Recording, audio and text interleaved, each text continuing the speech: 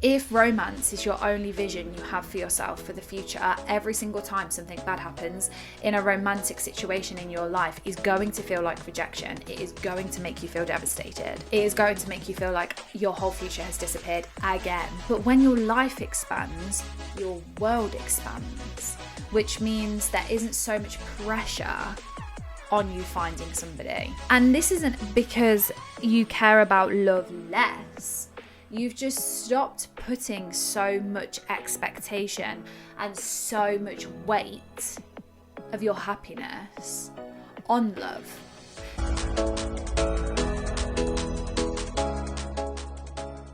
Hello guys, and welcome back to another episode of Coming Up for Air with myself, Lou. I hope we're all okay. Welcome back in. I'm just going to start off with not like an apology because I need to feel like I need to apologise, but I'm going to a wedding on Sunday.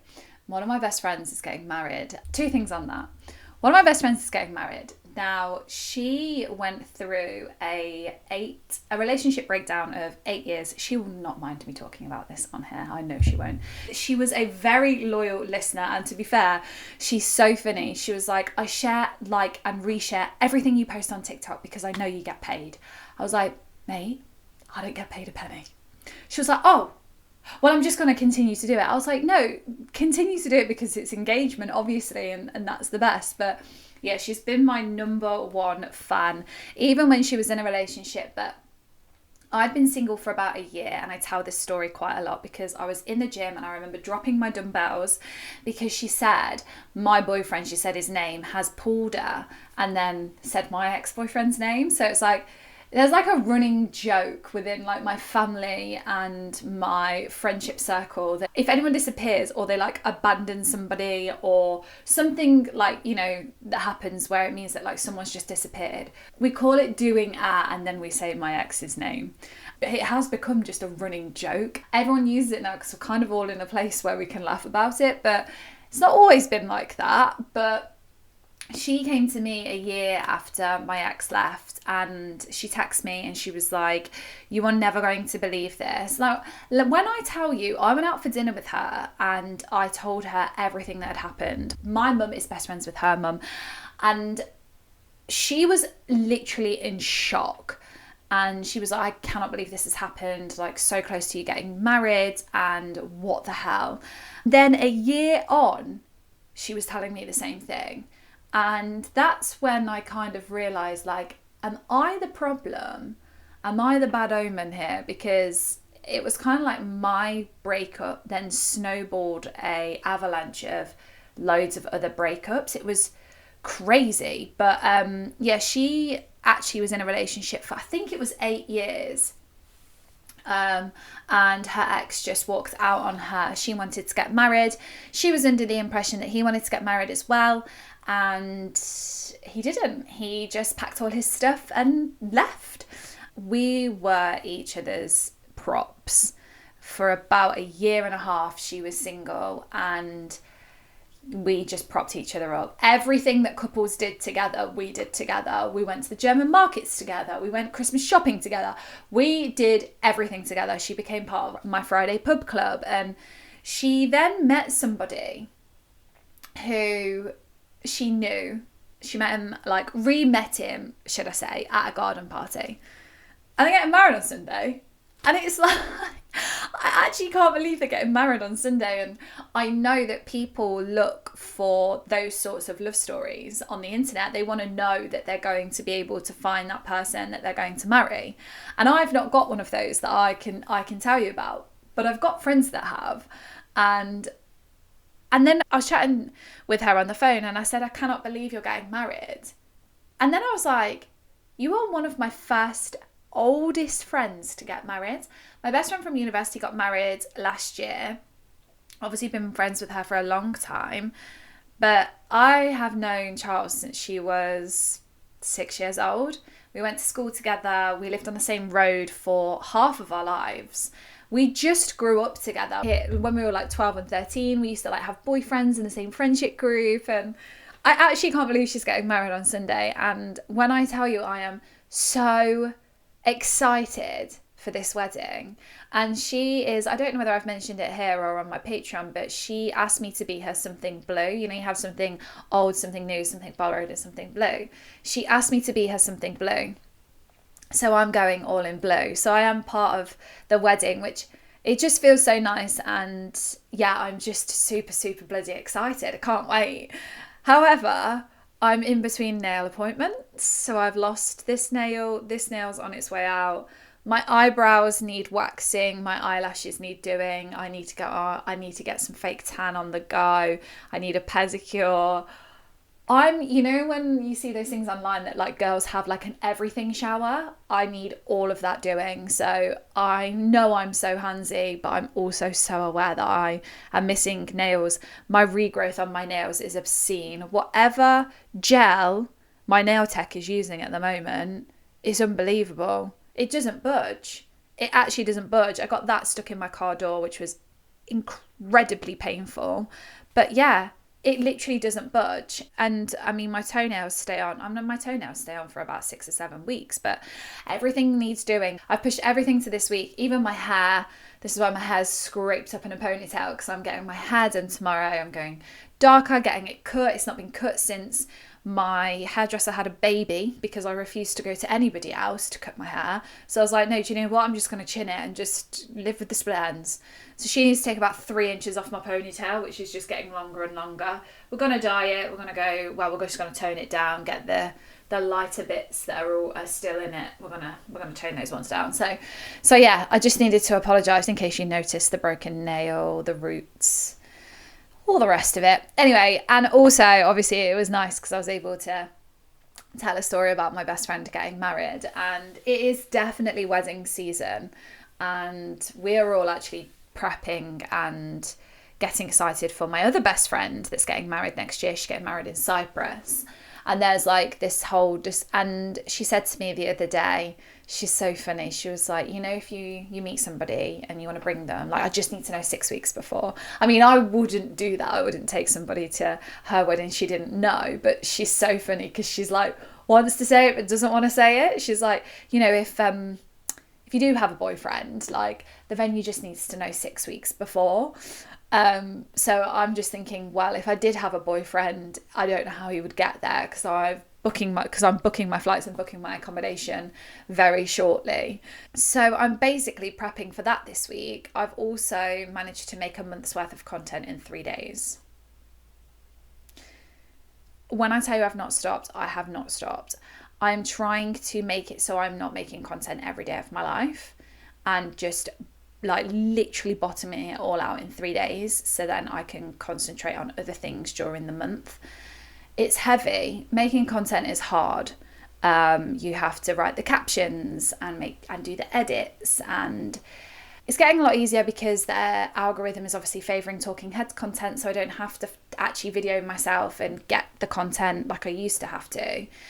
But it is hard, and TikTok is also very difficult. So I'm just trying to navigate through a new sort of system in making content, and also obviously putting in the effort with my podcast episodes. I also want to go onto YouTube a little bit more, and do, like I said, like kind of like an agony aunt thing. I want to rate some breakup advice. I just want like a general chit chat over there for like maybe 2 episodes a week, half-an-hour episodes, where I'm like talking about my opinions on stuff, not giving advice.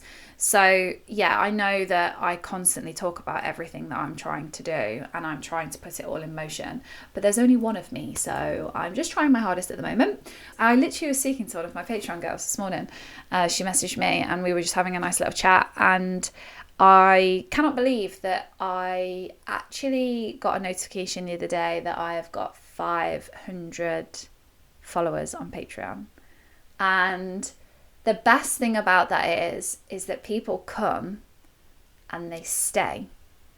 And that's just so nice, because, and even if people have left, they've said why they're leaving. And I've had male followers over there. I've got loads of female followers over there.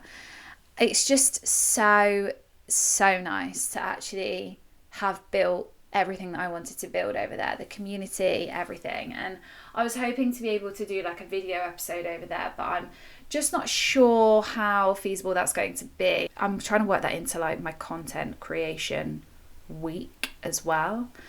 It's quite difficult. Anyway, so if you want extra advice, if you want to hear any of the personal stories that I went through, if you think, okay, Lou, this is great and I love your hour-long episode, but I need you to get into the nitty-gritty. I want to know about being cheated on.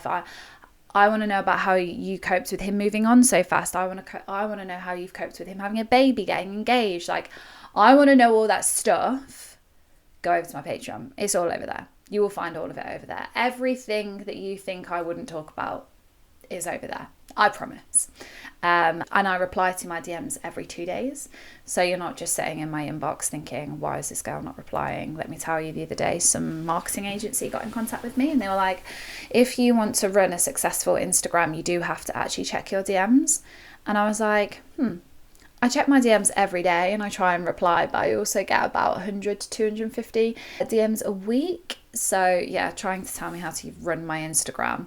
And the funniest thing with that is, I'm not shaming the person, but he had like 500 followers on Instagram and was telling me that he had this really amazing marketing agency that he set up that year. So I just kindly went back to him and said, I don't need your help, thank you. I've firmed this on my own for nearly 5 years. So yeah, perhaps don't need your help on that one. Anyway, today I was actually going through Reddit the other day. I love that website. I actually love that website.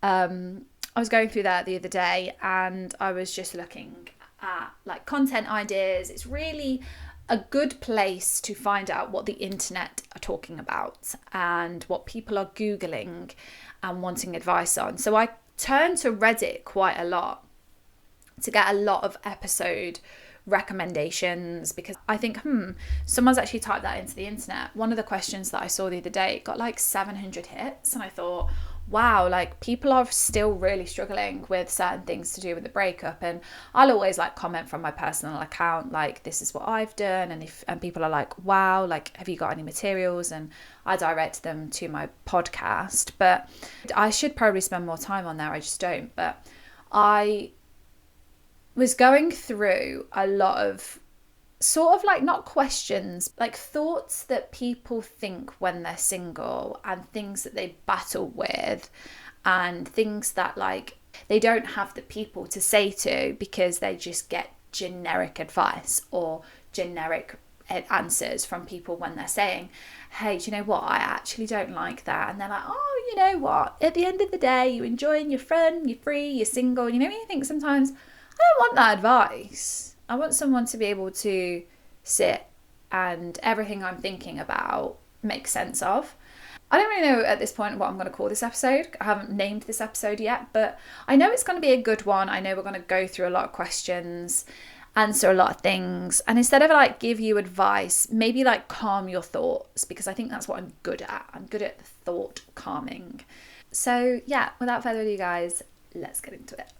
So I wanted to start with something that was coming up a lot, and something that does come up a lot, and something that I have actually had to have a word with myself with.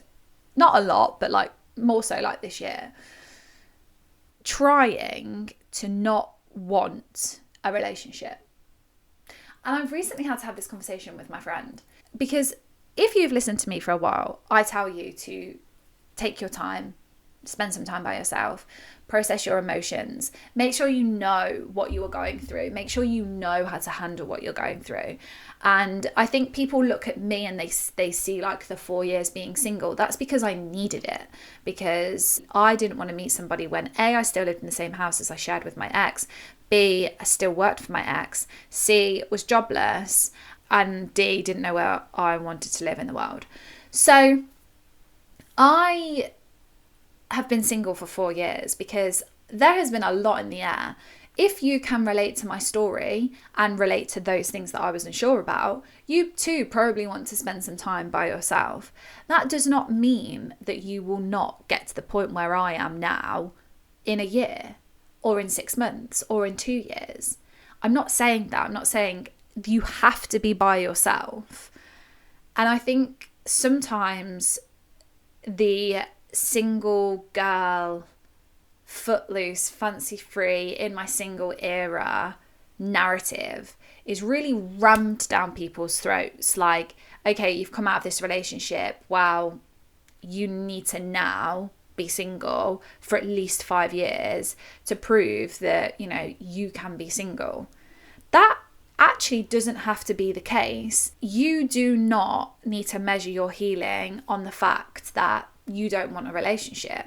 You can't turn around and say to yourself, well, I don't want a relationship anymore, so I must have finally healed. That's not the case. Like, you're not going to get to a point where you don't want a relationship. I say continually, I don't want to be in a relationship. That's not because I don't want to be in a relationship. It's because I know if I met me, I'd be like, you're chaos. What's going on here? You are here, there, and everywhere. You're doing 1,000,001 things, and you're trying to build something that needs your full attention. I don't want a relationship because a relationship doesn't fit into my life at the moment. Of course, I want a relationship eventually. I get to a point where on a Sunday evening, sometimes I think, do you know what? It would be quite nice to have a bicep to snuggle into and, not have to cook myself dinner every day of the week and have that offer of, do you want to go out for food tonight? And it was funny because I was talking about how much me and my ex used to go out for dinner and how much he just never used to cook. And I came out of my breakup like, oh my God, it would be so nice if someone actually offered to cook. When realistically, I actually think I'd probably default to what I was like in my previous relationship. I love going out for dinner. I love having a wine. I love sitting. I love yapping. I love not having to do the dishwasher. I love not having to put the plates away or clean up after somebody. Like, I'm probably going to default back to let's go out for dinner. When someone says to me, do I want to go out for dinner? I'm like, oh, I love this. I love going out for dinner. I know that there are parts of me that does want a relationship. To think that you are healed because you no longer want a relationship. Christ. In fact, it's the other way around. When you come out of your relationship and you're going through your breakup, you're thinking, oh, I never want to go through this ever again. So no, I don't want a relationship. I think actually you could measure your healing on the fact that you do want a relationship and you are going to trust somebody again and you are going to find that connection with somebody again. We are social creatures and we thrive on connection as human beings. And I think sometimes there's this narrative that's pushed, like when you come out of a relationship,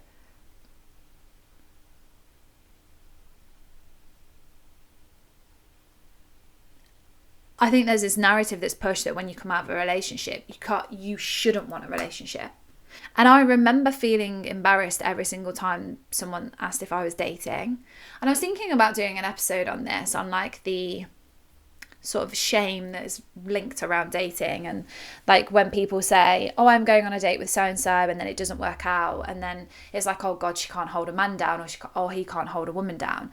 There is then an element of shame that is involved in dating, and they don't want to admit they're on dating apps. And like I did it when I first got on dating apps, I was like, I'm not putting my location in. So it's like, what happens if like one of my ex's friends sees and is like, haha, she's on dating apps and you've got a girlfriend?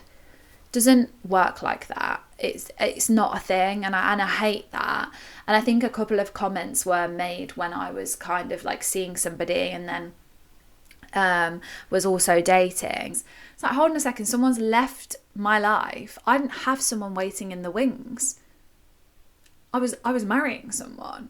What? So like when people were like, oh my God, she's still not found someone, it was like, well, no, obviously I didn't have a backup. Like, I wasn't warned that we were supposed to have backups, And it annoys me about dating because people are like, another date, yeah, another man.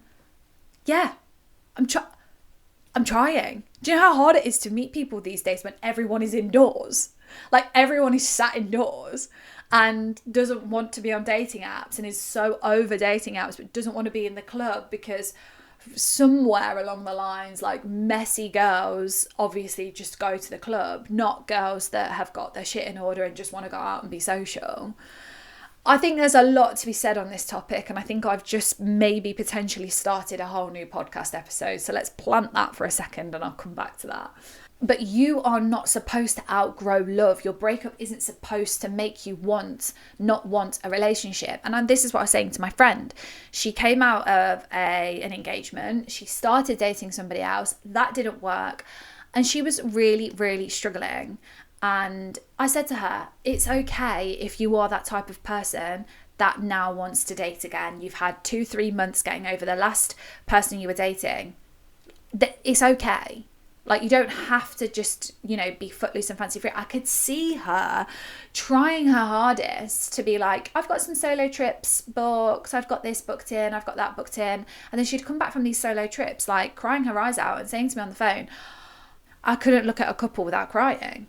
And I was like, mate, get back out there. Get back on the you do not want to be by yourself. Like, this isn't you trying to distract yourself. This is you admitting to yourself that actually the single girl summer is probably not you right now. And I think I've done something that is quite not rare, but like not what a lot of people do. I've wanted to rebuild myself this life that always gives me freedom and enables me to live a life that I never could possibly have imagined. I genuinely don't know where that's come from at all. I don't know where that fire in my belly came from. I'm unsure. But like I said, I'm not saying I don't want a relationship because it's like, oh, well, I've got to say that because then that means that I've healed. I genuinely haven't got time for somebody, which, fingers crossed, by the end of this year will actually change. And if you have me on Patreon, please don't come for me. I know I said 2026 was the year I was going to meet my husband. It hasn't been at all. I don't know where I thought I would find the time. I just haven't. And I honestly believe that if my husband was found, then next year you will 100% know about it. At the minute, it's just nothing. It's a work in progress. The second thing I wanted to talk to you about was you do not hate being single. Stop telling yourself you hate being single. You don't. There are things about being single that are sensational. The freedom in your life that you have is great. You don't hate being single. You hate not being chosen. Brutal. Really brutal from me. But you hate not being chosen. And I'm going to ask you something now because I know exactly how it feels to be chosen and I know exactly how it makes a difference to your life. If you woke up tomorrow and you just went about your day, you made your coffee in the morning, everything was fine, you went to work, you didn't hear from anybody, no one told you anything, you got to Sunday and you thought, oh, fucking hell, another Sunday on my own. I hate being single. Now, if you woke up tomorrow, went and had your coffee, got dressed, got into work, met somebody after work, bumped into somebody after work and they said, do you know, I've always really liked you and I've always thought, like, is there going to be a chance? Tell me how you would feel on that Sunday. You would feel completely different. Not because you're in a relationship, because you've been chosen and you felt chosen. This changed how I looked. This changed my outlook on dating because it's so easy to get caught up in the excitement of meeting somebody new and that really great warm fuzzy feeling that you get on a Sunday because someone's texting you saying, do you know what, you are great, you are so hot, you are everything that I ever wanted. You're still single, but you've got somebody saying, do you know what, you're a cracking girl. And I actually really want to be with you. And I think this can go into what I was saying last week about like every engagement hurting, every baby announcement hurting, every new move hurting. You are hurting because these people are being chosen and you're not being picked. You are not sad because you are single. You're sad because you're using your singleness to basically tell you your worth. But you feel worthless because no one's picking you. And those two things are different. You don't hate being single. The more you tell yourself you hate being single, you are going to get stuck in so much of a rut and probably jump into a relationship that you probably shouldn't have jumped into. Don't forget as well that you are also probably still, a part of you is probably still grieving your previous relationship. And what you don't want to be doing is being like, I absolutely hate being single, grieving a relationship, jump into something new. And now you're like, oh, actually, when that doesn't work out as well, you're back at square one. You're stuck in the same position as you were when you went through your breakup initially, because you haven't actually sat there and gone, I don't hate being single. I just don't like the uncomfortable feeling of that I haven't been chosen yet. Let's not forget that word. Yet. You haven't been chosen yet. So, and you know, I'm a big believer in the universe. The universe has got someone captive for me. Honestly, I was telling someone the other day this analogy of like, you know, Hocus Pocus, when they put someone in a cage. Is it a kid? They put a child in a cage. I just imagine like the universe just like flicking the cage with the finger of my husband in the cage. And he's like, no, she's not done yet. And he's like, for God's sake, I wish she'd get her shit in order. I wish she'd literally batch content that is going to transform her entire life, and so I can be let down out of this cage. That's what I imagine in my brain. And I've always had a pretty wild imagination. But that's what I genuinely imagine, that he's just like flicking it. Like, not yet, mate. And you guys have probably got all of your husbands in there. They're probably all captive in the same rooms. I'm going to stop. Honestly, my imagination is wild. Another thing that I wanted to talk about was someone said that they feel like they're trying to outrun being the single one. And I think this is something that can actually become not dangerous, but like I think you can become the single one, but not in a good way. No one really talks about becoming the single friend. Now, when you go from being the friend that, like me, was the friend that was going to get married first. I was the friend that had the house that I could host all the parties. I was always the one with the, you know, the open door policy, come round, have dinner. And then I became the friend that lost it all. I was then the friend that was the heartbroken one. I was then the friend that cried on the internet. And then I was the single one. And I became the single one. I think there is a huge difference between being the single friend and then being the single one. And I think it happens when friends stop asking if you're bringing somebody, or they just presume that they can go to you because they fancy a night out and you're the single friend. So of course you're going to fancy a night out. You're going to want to go to the club till 2 a.m. Of course you're going to want to go on the girls' holiday because you're the single one. And I think this is dangerous because identities are one of those things that are like really hard to challenge. So, you know, like when you get introduced to people and they go, oh, this is my friend Lou, like she's single.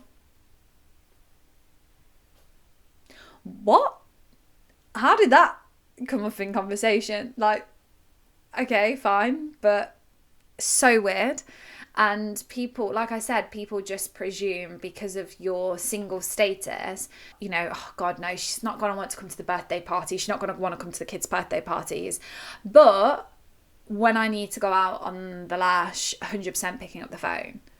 And over time, you realise that actually becomes your identity. And do you know the worst thing about that is it contributes to you feeling like you are behind. And the worst thing about that is that you go to these places and you turn up to events and you automatically feel behind because someone goes, oh yeah, she's our single friend. And you're like, yeah, I'm also an auntie. I'm also a sister. I'm also a content creator. I'm also qualified in law. I also have the biggest heart.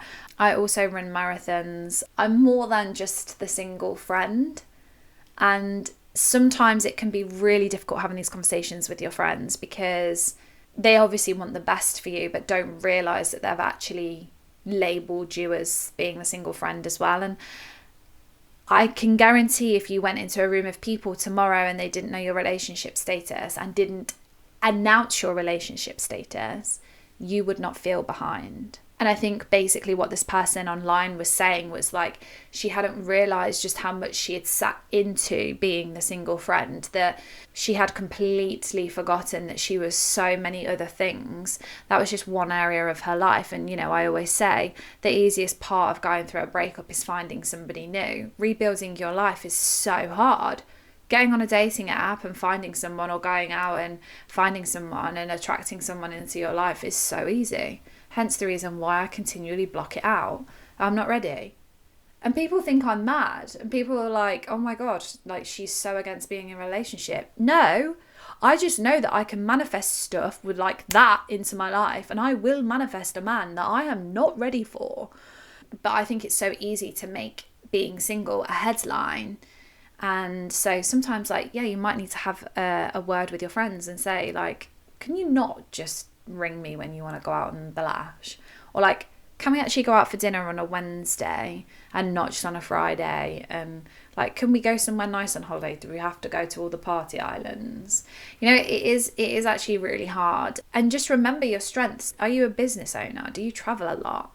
Like, those are your personality too. Those are your personality traits too. Being single is literally just one tiny aspect of your life. Right. This next one is going to challenge a few people, but I cannot tell you how important this is.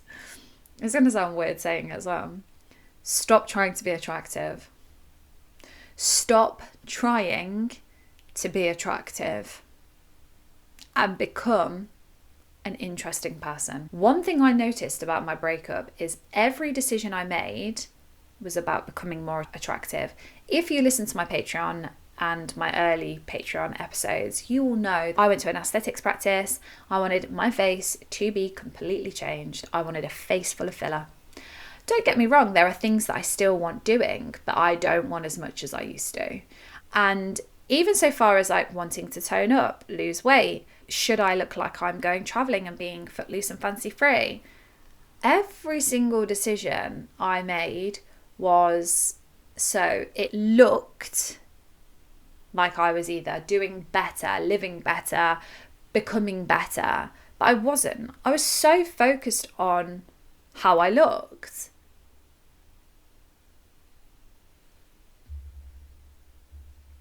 And this might sound like a bit of a dig, but I genuinely think that's because of what sort of relationship I was in. And I was quite tone deaf to this because I think I was around it so much. My ex-partner had a successful business where he was surrounded by incredibly successful people, but they spoke about their wealth a lot. And they spoke about what they had and how things looked on the outside and what cars they drove. And do you know what? It's really funny because I remember my ex sitting me down, and we must have been about 18 years old. I still idolised Katie Price. Still do, to be fair. Absolutely love the woman. I still really loved Katie Price. I wanted her pink Range Rover on my drive. I wanted to live in the big fat house that her and Peter Andre lived in. I wanted that life. And I remember my ex being like, we want completely different things. And I was like, And I was like, right. And he said, because I'm not bothered about materialistic things. I'm not bothered about the car on the drive. I'm not bothered about this. I'm not bothered about engagement ring size. I'm not bothered about all of that. And then he became quite bothered about it. It was like a whiplash situation. But like I said, I became quite tone deaf to it and probably became quite caught up in it all about what we looked like on the outside. And the best people that I had met since going through my breakup and since like meeting a whole new circle of friends, totally different people, because obviously you get used to the people that your like ex-partner's around, and you get used to the people that you were around. And this is not me saying anything bad about who my ex-partner was around, but material things were very important.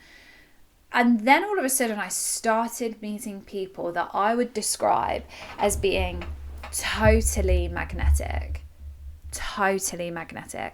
I was like drawn to these people because of how they were talking about their lives.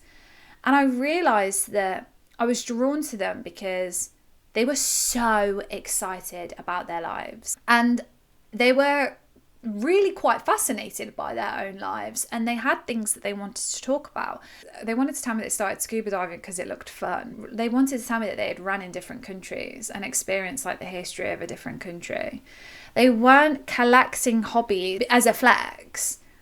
They were genuinely fascinated by their own lives and what their hobbies enabled them to uncover. And suddenly I realised that I was drawn to these people because they sounded confident. They weren't confident. They weren't in your face. They weren't the loudest person in the room. They weren't able to, pick up the phone and have a conversation with anybody. You couldn't leave them in a room full of people and they would like totally transform everybody's day. It wasn't that sort of confidence. I was drawn to them because I was like, oh my God, these people have got such fascinating lives. And then I looked at my life and I thought, I need to become fascinated by my own life. And now when I talk to people, when I talk about the experience in where running's taken me and why I started running and how running has completely changed my life and the reason why I've had a couple of years off not running a marathon and, putting my life and soul into doing work like this and how this didn't bring me any income for 3.5 years. I did it because I wanted to genuinely help people because of how awful my breakup made me feel. I realised that people gravitate towards me because they want to know more. They don't gravitate towards me because I've got a Rolex on my wrist, I'm driving a 76 plate car, I've got a massive house. That's not why people are talking to me. People are talking to me because I am fascinated by my own life and that energy radiates out of me. There is a huge, huge difference. And I think that it got me thinking because, and I hope it's got you thinking like, are you genuinely fascinated by your own life? Or are you going to continually attract people into your life that you are going to have to be playing like keeping up with the Joneses? I genuinely used to hate it. And don't get me wrong, I loved having nice things.